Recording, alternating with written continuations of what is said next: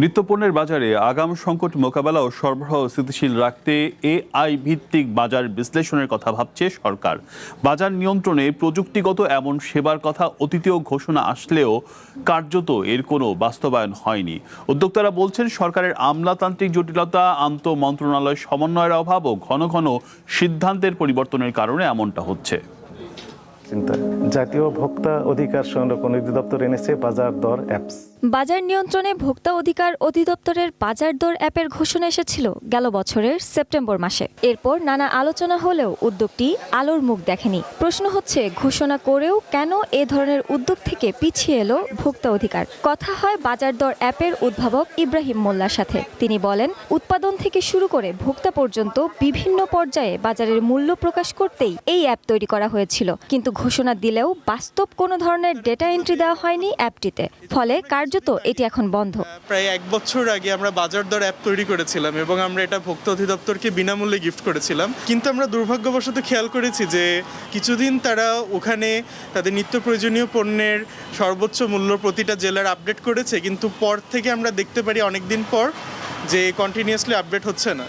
প্রায় একই ধরনের আরও একটি উদ্যোগ নেন জাকির উদ্দিন আহমেদ, তবে কোনো অ্যাপে নয়। জাকির উদ্দিন বাজারে বাজারে বিলবোর্ডের মাধ্যমে মূল্য তালিকা প্রকাশের উদ্যোগ নিয়েছিল, যেখানে সরকার প্রদত্ত বাজার দর সরবরাহ পরিস্থিতির ডেটা বিশ্লেষণ করে মূল্য তালিকা প্রকাশ করা হবে। একই সাথে বাজারে কোনো পণ্যের ঘাটতি থাকলেও সেটিও জানতে পারবে যথাযথ কর্তৃপক্ষ। তবে তিনি বলছেন, বিভিন্ন পক্ষ এই উদ্যোগকে স্বাগত জানালেও আন্তঃমন্ত্রণালয়ের সমন্বয়হীনতার কারণে এটি বাস্তবায়ন হয়নি। অলরেডি আইওটি বেস সলিউশন আমরা গত 1.5 বছর আগে লঞ্চ করেছি। আমরা সরকারকে দেখিয়েছি, আমলাদেরকে দেখিয়েছি, কিন্তু এটা আলোর মুখ দেখছে না। অতীতে নানা উদ্যোগ বাস্তবায়ন করা না গেলেও আবারও এআই ভিত্তিক বাজার গবেষণা ও বাজার নিয়ন্ত্রণের কথা বলছে বাণিজ্য মন্ত্রণালয়। 10 বছরের ডেটা বিশ্লেষণ করে পণ্যের সরবরাহ পরিস্থিতি সংকট আগাম জানান দিবে এই ব্যবস্থা। এমন উদ্যোগকে স্বাগত জানিয়ে উদ্যোক্তারা বলছেন, কেবল উদ্যোগ নিলেই হবে না, কার্যকর করতে হলে সকল পক্ষের সমন্বয়ের পাশাপাশি হালনাগাদ ডাটা এন্ট্রি করতে হবে।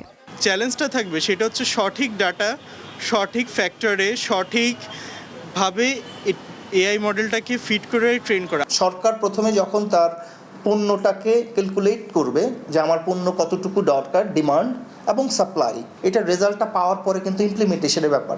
মানে এন্ড অফ দ্য ডে আমার দরকার হচ্ছে ভোক্তা তার পণ্যটা ন্যায্য মূল্যে পাচ্ছে কিনা। বাণিজ্য মন্ত্রণালয় বলছে, এআই ভিত্তিক বাজার বিশ্লেষণের এই উদ্যোগের কেবল প্রাথমিক আলাপ হয়েছে। এখনো কোনো সেবাদানকারী অ্যাপ কিংবা প্রতিষ্ঠানকে নির্বাচন করা হয়নি। শাওন জুই, ওয়ান বিজনেস, ঢাকা। আবারও ফিরছি আলোচনায়। আমাদের সাথে আজ আলোচনার জন্য রয়েছেন কনজিউমার অ্যাসোসিয়েশন অব বাংলাদেশের চেয়ারম্যান AHM শফিকুজ্জামান। স্যার, স্বাগত জানাচ্ছি। একটি উদ্যোগ যেটি আপনি নিয়েছিলেন, বিশেষ করে ভোক্তা অধিকার অধিদপ্তরে যখন আপনি ডিজি ছিলেন তখন, এবং সেটি আমরা দেখলাম যে নানা আলোচনায় বা আপনারা একটা অ্যানাউন্সমেন্টও করেছেন, কিন্তু শেষ পর্যন্ত সেটির কোনো বাস্তবায়ন হয়নি। এই যে প্রযুক্তি ব্যবহার, সবসময় সরকার বলে প্রযুক্তি দ্বারা, এআই দ্বারা নিয়ন্ত্রণ করবে, কিন্তু এইটার যে ব্যবহারে যে মানসিক মানে গ্রহণ করার যে ক্ষমতাটা, সেটি তো আমরা করতে পারছি না।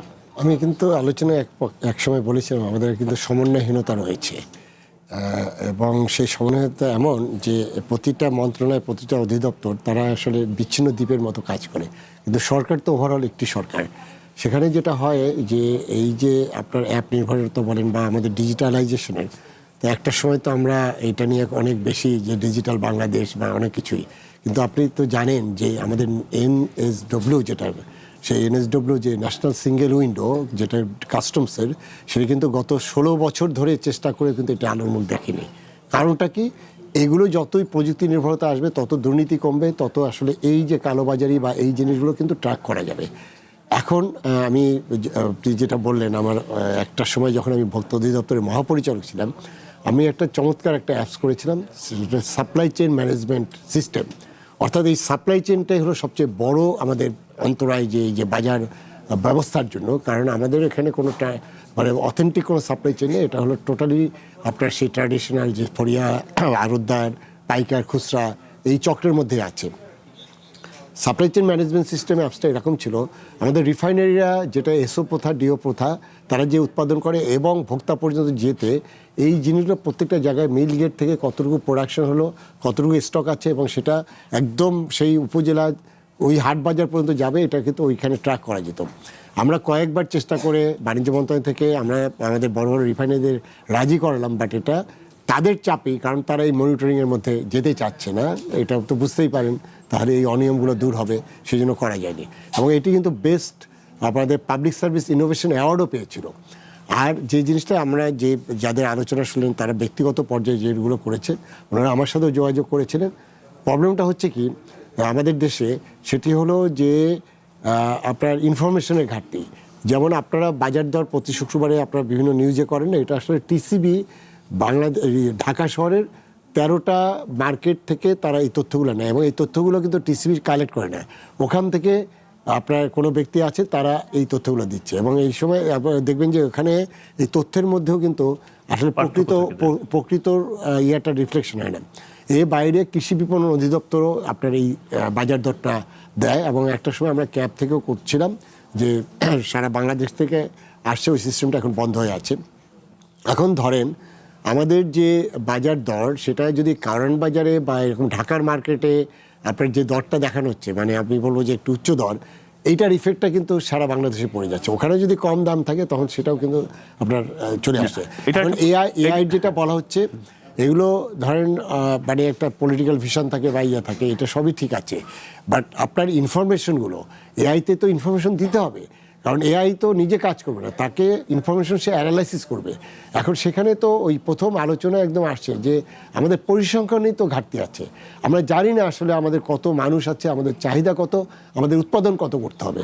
এবং এটা না জানলে হচ্ছে কি যে একজন প্রান্তিক কৃষক যখন তার সবজিটা উৎপাদন করে সেটা যদি আপনার দামটা কমে যায় বা তখন যে সে যে বসে যায়, অথবা আপনার যদি এই যে প্রাকৃতিক দুর্যোগের কথা বললেন যে এখন অতিবৃষ্টির কারণে মরিচ আপনার নিয়ন্ত্রণের বাইরে গেছে, অর্থাৎ এখন সরবরাহ এবং চাহিদার ঘাটতির কারণে কিন্তু এটা নিয়ন্ত্রণের বাইরে চলে গেছে। এই কারণে আমরা কিন্তু আগে থেকে প্রজেকশন করতে পারতাম মেট্রোলজি ডিপার্টমেন্ট যে ওই সময় বন্যা আসবে, তখন আমাদের যেসব ফসল আপনার মানে কি বলবো যে হারভেস্টিংয়ের জায়গা আছে সেটা যদি আমাদের ঘাটতি না মেটাতে পারে তখন আমরা কিন্তু বাইরে থেকে ইম্পোর্টের এই সিদ্ধান্তগুলো নিতে হবে। এটা যদি না হয় তাহলে তো আপনার বাজার কন্ট্রোল করে। এখানে আপনি বলছেন যে পরিসংখ্যানের কথাটা, যে পরিসংখ্যান যদি না হয় আমি এআই কে কিভাবে ট্রেন করব, ওখানে ডাটাটা যেটা ডেটা ছাড়া তো আসলে কিছু হবে না।